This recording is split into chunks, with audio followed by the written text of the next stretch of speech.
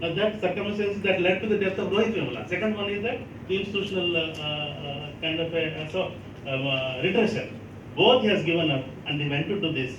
And if you read the report, it is revealing that how it is really guided by certain interests. So the third point is about his own Dalit identity. In fact, the Hindutva campaign successfully collapsed both the caste identity and Dalit identity.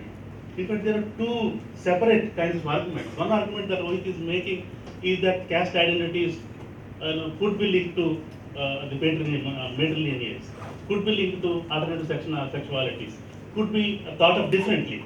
So it is not fixed, the identity is not fixed. So this identification is only one of its own kind. So this is one thing that based on his life and practice and the way, in fact, the interesting point is that he never used the certificate for either reservations or any other benefit. He has only used to make himself as a political activist, as an Ambedkarite. That's a very important, interesting aspect of Rohit's life. He has taken the certificate, he has used it only in those kinds of context.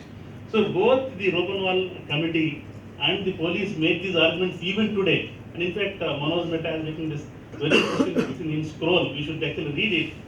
That there was a similar case happened a few months ago in Andhra Pradesh.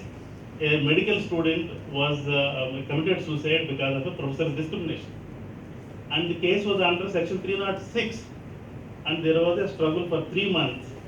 And that led that professor and who have given shelter, all of them were arrested. But look at Rohit's 1 year now. By 17 is 1 year. 306 is not implemented. And the caste identity is, if caste identity is the issue, why not under abetment? And why did you not do this? Why could this happen in the neighboring state Andhra Pradesh in the case of a general student? And is the Dalits are, if Dalits think that it is because of caste discrimination, are they right or not? So these are general kinds of issues. We have time, another 2-3 minutes? 5 minutes. So still 5 minutes, so I have a lot of time. Yes. So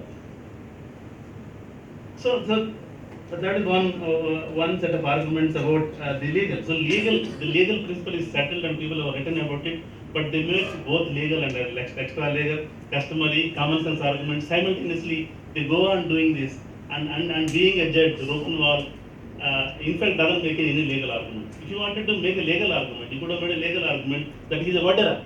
He could have taken that position, but he doesn't take that position. And he really, his entire whole kind of the argument and the reports are really insensitive. They humiliate and they brought the story of the mother into the public, and they humiliate Rohit even after his death. Even today in his death, they really are not sensitive to any of these happenings. And in terms of Rohit's aspiration, the political aspiration is that he would like to be a Dalit. Dalit as a political identification, not a natural identity, a given identity, a biological identity, but it is a political identity, a pedagogic identity, a democratic identity which is open to different kinds of individuals.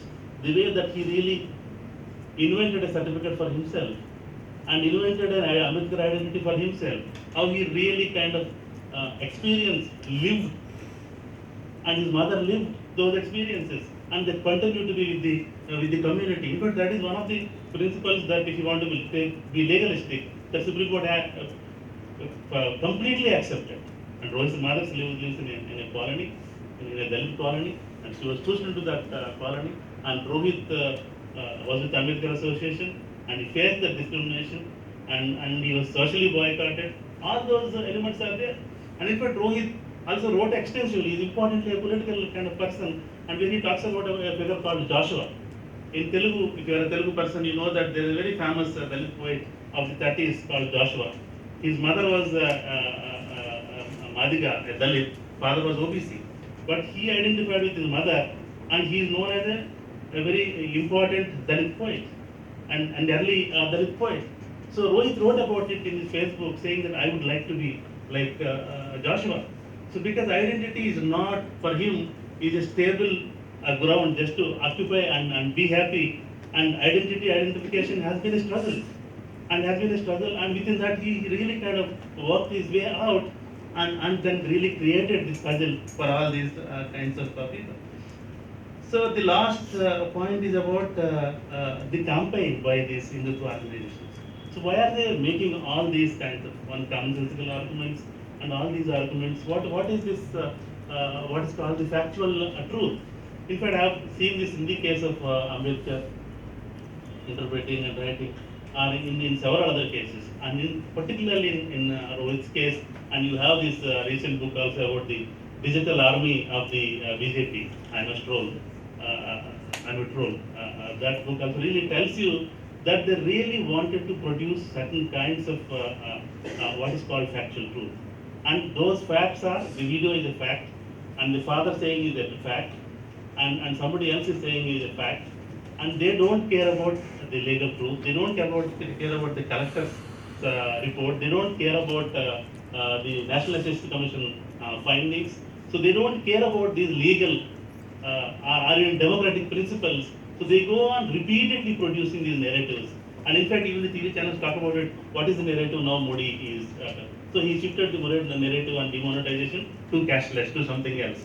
So this politics of the narrative is the, I think, real problem, and it really doesn't recognize either the democratic or the legal arguments.